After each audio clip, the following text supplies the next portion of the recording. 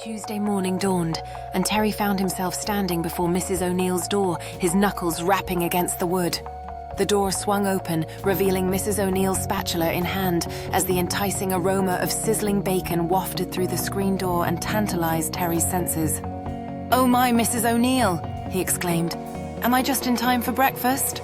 Mrs. O'Neill chuckled warmly, gesturing for Terry to come inside, her smile radiating kindness. "Just in time, dear. Take a seat. I made your favorite."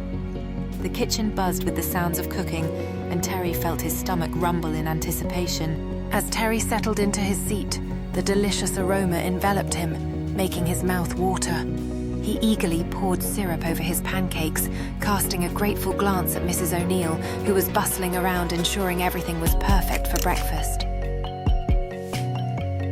Tuesday morning came, and Terry stood at Mrs. O'Neill's front door knocking.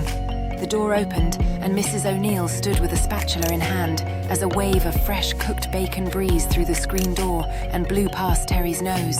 "Oh my, Mrs. O'Neill! Am I just in time for breakfast?"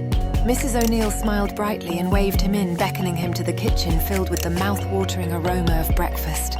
Terry stepped inside the cozy room where a table was invitingly set with plates of crispy bacon, fluffy scrambled eggs, and golden brown toast, his heart racing with excitement.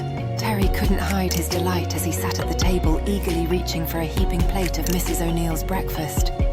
The kitchen was bathed in warm sunlight, showcasing the beautifully arranged spread that made Terry's mouth water.